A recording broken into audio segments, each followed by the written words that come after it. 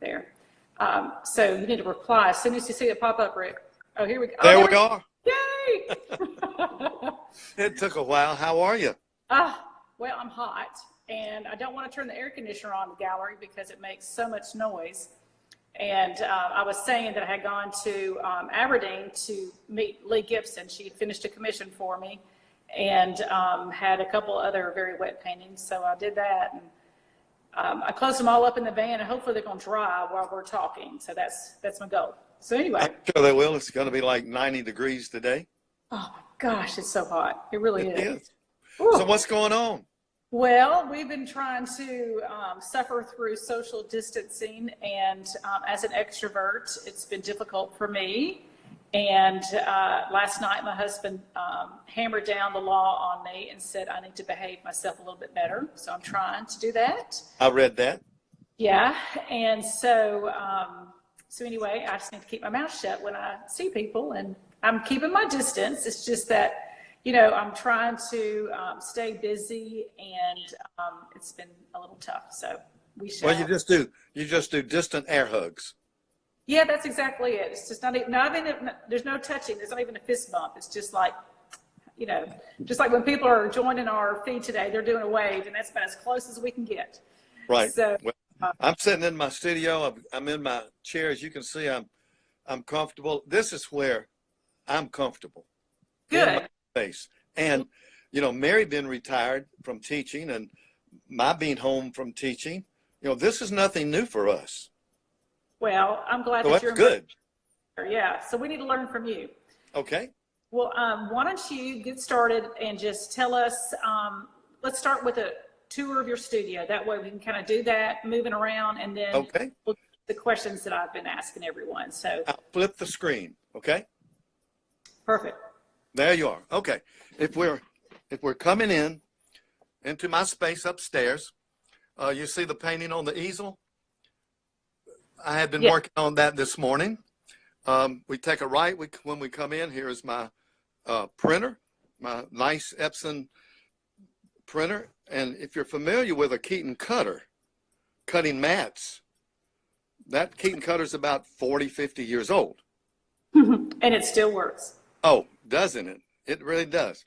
Now, going to the right here, if you notice these books, I also illustrate children's books. And these are several of them. And this screen is my Wacom digital tablet that I hook up to my Mac when I want to do digital work. Okay. And then this area here, this is my watercolor painting area.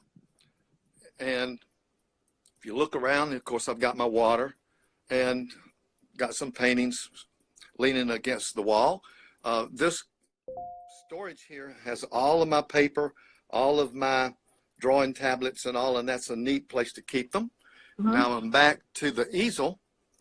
Let me tell you, this easel, I was fortunate a number of years ago to get a fellowship from the Mississippi Arts Commission, and I bought my first easel, which is crazy, you know, all these years, and I just get a new easel.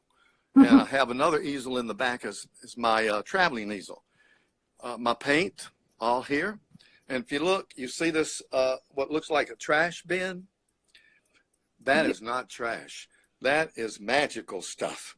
And I have several boxes, well, containers with all, I don't throw things away because they're great for collage, see. Well, I know that you do a lot of collages, so. I do. I think that's good. And we'll talk about that more in just a few minutes. So okay. Now, you go ahead. Store all your canvas. Everything. Yes. All right, fortunately, my studio. While you're doing that, I'm going to turn mine around so they can Okay. see some of the finished paintings Okay. in the gallery. Well, I'm actually, my storage, the bonus room above the garage is right connected to my studio. So that makes it easy for me to walk in this room, and I have all this work that's stored, leaning up against each other, all these stacks, paintings leaning against the wall here. And see, this is some, I'm going to show people real quick. This is somehow Rick I haven't painted on. uses his I've got all scraps these of pieces paper. That are, Hey, I'm going to show well, you this real not quick in because you'll here. get a delay in your feed. So I'm going to show them. Oh, okay. So this is a close-up of one of Apple. Rick's, and it's got scraps of paper. Oh my gosh, we're having a really bad delay. Hey, Rick, you need to go Okay. back in your studio because your feed is really slowed down. I will do it. I will do it. I'm back in my studio now, and I just brought another piece in that I entered in one of the competitions locally, and it did real nicely, so I was happy with that. And Yeah. now I'm back in my comfortable spot where I can relax and Okay, do why don't you what I turn, do best. all right, why don't you turn your camera around and let's do some questions. Okay. Okay. All right. So, all right.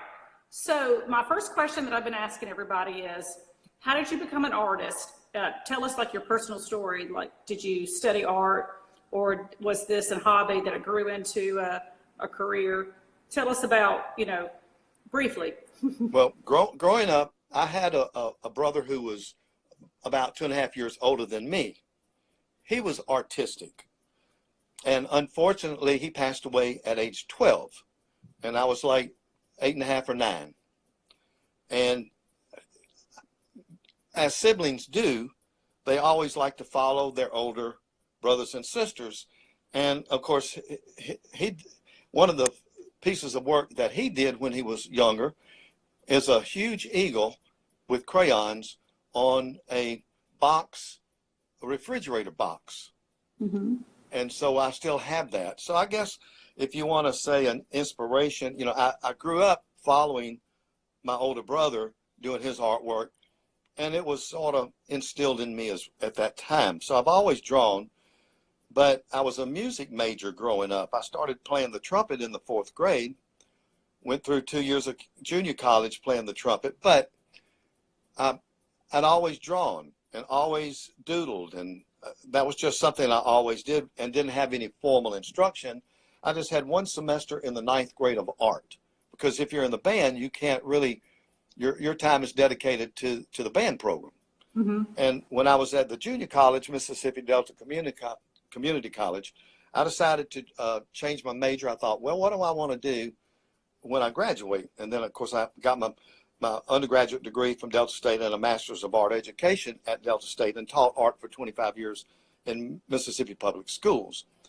But art is like a passion for me. I've always done it. I will always do it.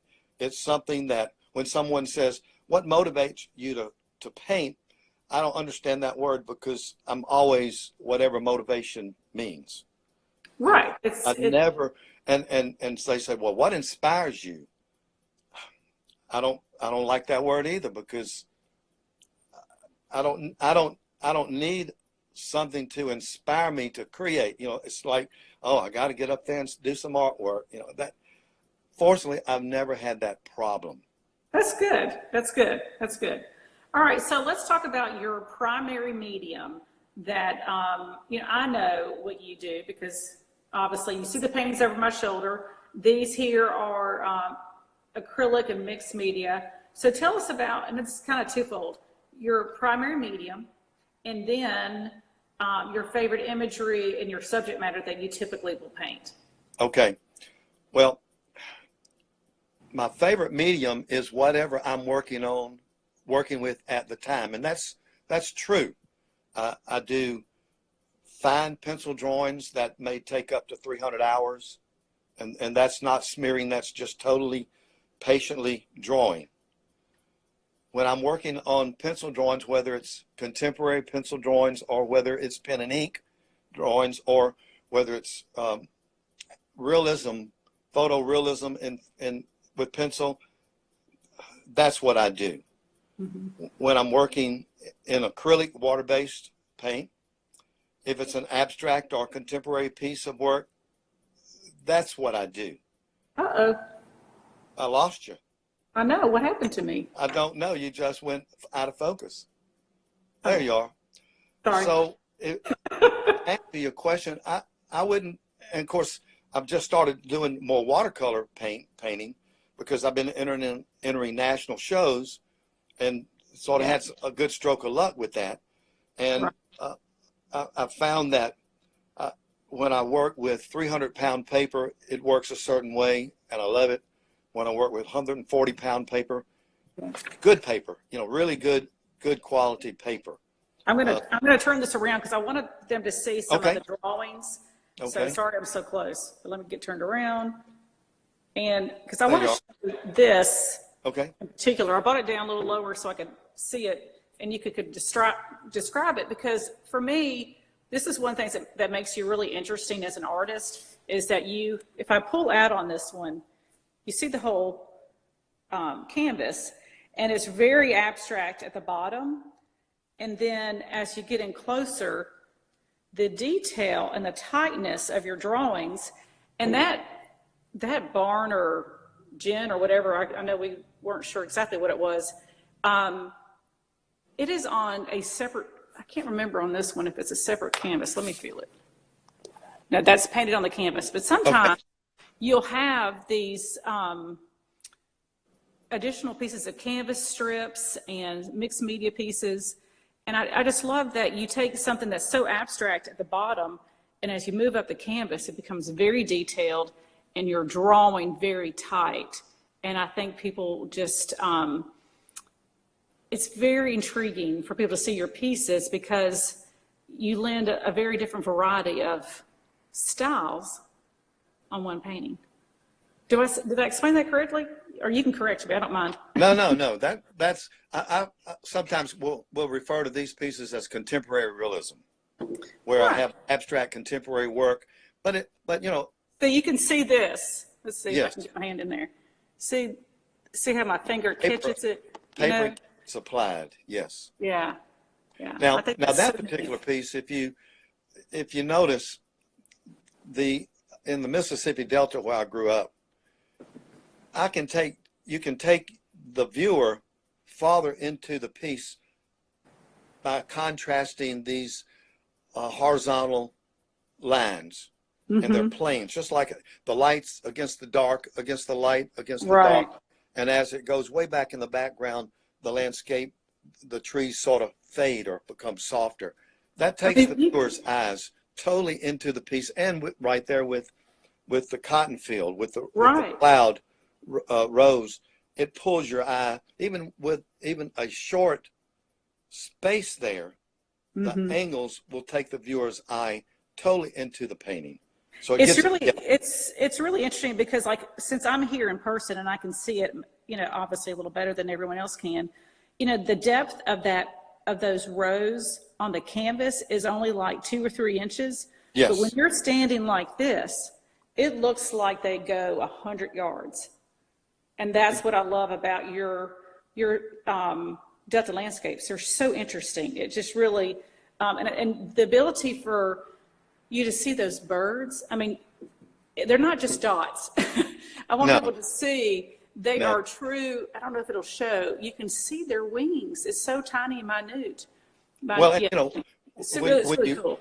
When you see birds, like especially, in the Delta, especially because the plane is so deep, and basically, unless they're really close, all you see is the body shape and the wings, and then even painting them the way I did, some are a little darker and some are lighter and smaller, and it gives that in itself gives the feeling of depth in that plane. But the birds give it life, and add to the life of it. I mean, I think absolutely. It's so interesting. Very, very interesting.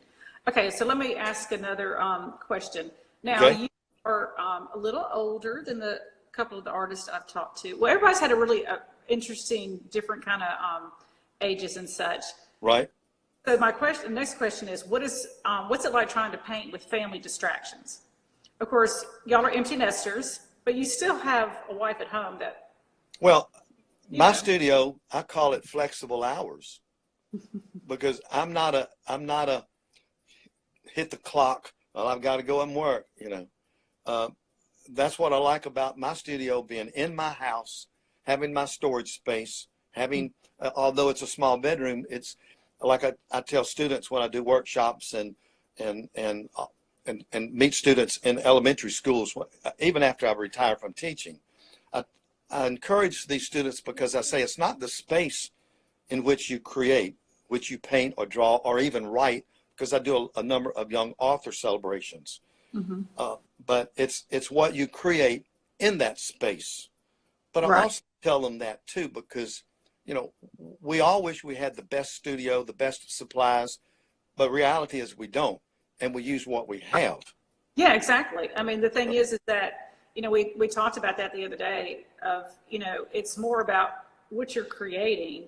And if you have this fine, high-end studio, but if you can't create what God has placed in your mind and heart, then all that goes to waste. So it's about what you can create, not about the space you're in. That's right. It's what you create in the space you have.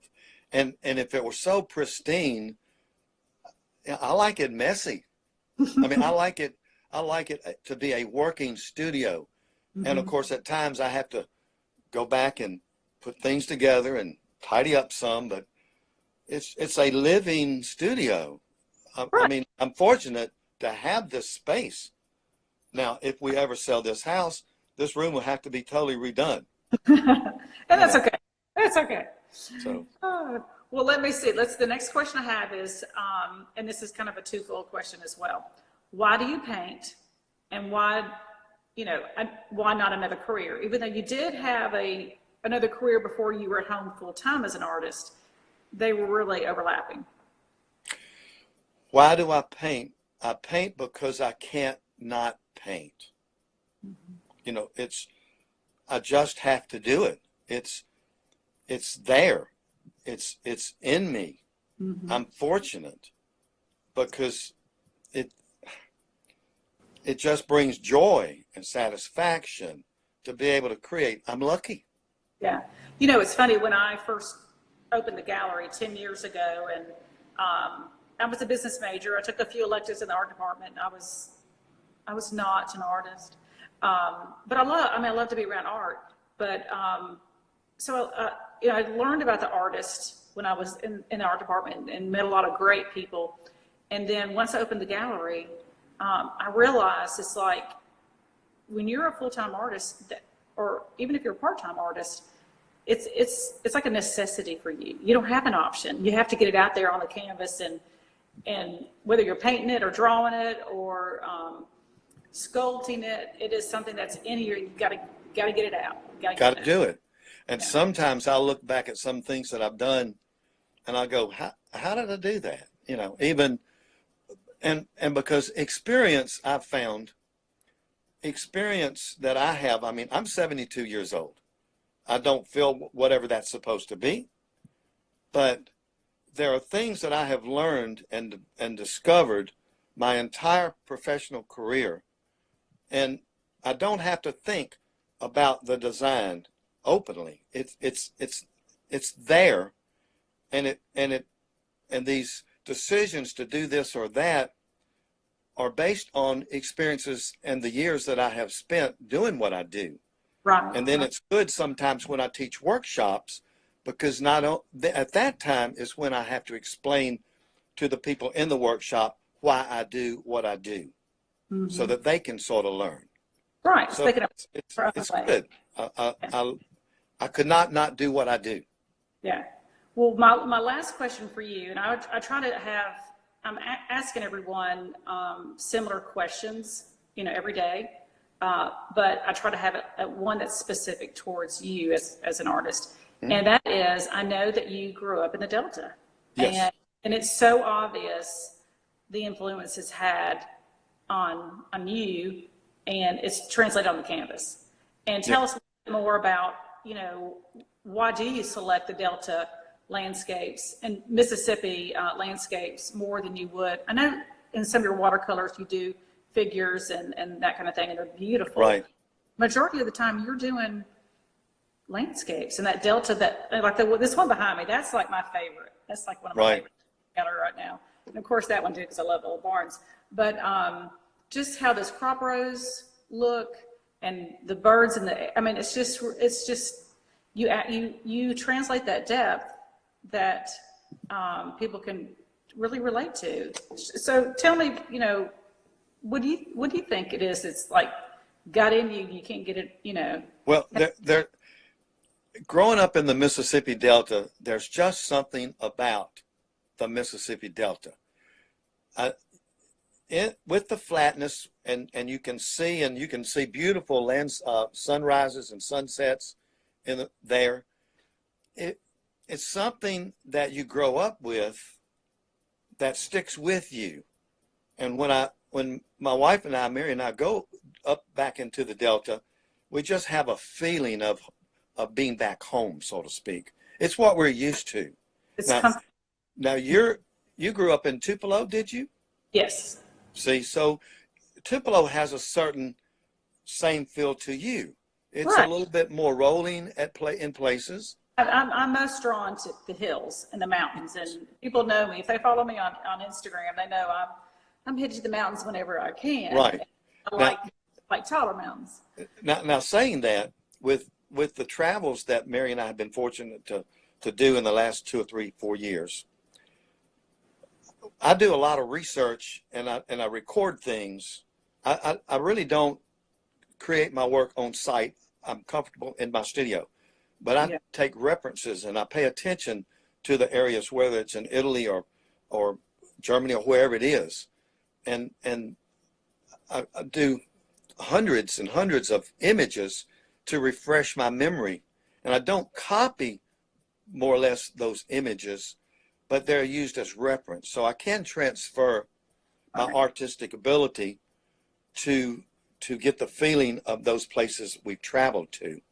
And I know we're getting close to the end, but I want to tell the audience too that Kim and I have had a relationship by my going to the Gumtree Festival, my first year, 1975. Mm-hmm. And Tupelo has been very, very good to me as an artist. I've grown to know a lot of people in the Tupelo area, and they're really good friends. I have a lot of collectors, but Kim, you have been so nice and so professional, you know, and I really mean this, in doing what you do to educate and have a place where people can actually come and get some very good fine work from a lot of good fine artists. So, you know, thank you for doing what you do.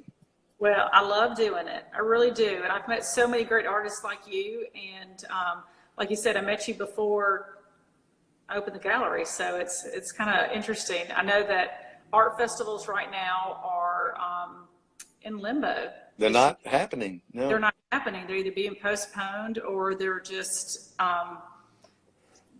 canceled. And that's sad. It's unfortunate. And, you know, I saw an artist post on their Instagram page the other day. They're like, you know, 80% of their business is from festivals and they're all gone. Yes. And he's begging people to just go on my website. If you see me at a festival, go to my website. And I'm just like, you know, you just don't realize sometimes what something like this being shut down will do to an artist who's trying to make a living just to pay rent and to eat. So I just want to encourage people to follow as many artists on Instagram. And if they have a website, go to their website and see what they have. And we're trying our best here to educate y'all and introduce our community to our artists in a different way. And we'll try to post some things on our feed that are less expensive. Of course, we would love for you to buy a $3,000 or $4,000 painting right now, but we don't have many at that price. You know, a lot of them we have a wide range. All our artists have a wide range of prices. Mm-hmm. But if there's something you can do, something little, if everyone does something little, it helps a lot. So we just encourage you to do that and take a look at Rick's Instagram page and Facebook. And we just hope you'll have a great day. And thank you so much for spending time with us. And Rick, thank you for sharing your time today. Well, thanks for inviting me. Absolutely. I just want to say one more thing to everybody, that we've been doing it at 2 o'clock this week, and we've had some good people looking and watching. I think we're going to move it to lunchtime next week. I got to get that confirmed with the artists that I have scheduled next week. We have almost every one of our artists lined up in the coming weeks, and we're into May with our schedule. And we're going to keep doing this until we run up going through all our artists, and so that way we continue to learn and interact and build our community. So, and let me challenge the people who are watching. It would be great for people who are collectors to post artwork, because in this time we need some good smiles and some happiness. So yes. Post pieces of work, you know, whoever you own or whoever you like, and right. why you like it, because that will bring some nice pleasure to people. Right. I was listening to the radio on my way back from Aberdeen, and they were talking about Yo-Yo Ma was just playing music. Oh, cello. The gift. He was like, I'm giving this as a gift, and there was no transaction. He said, it's something I could share. And that's how we can share with other people is let's share just images of pictures of art from your home and why you like it. And it helps people have comfort in that you're sharing for your home. And it also shows people that, you know, it's good to have art in your home, original artwork.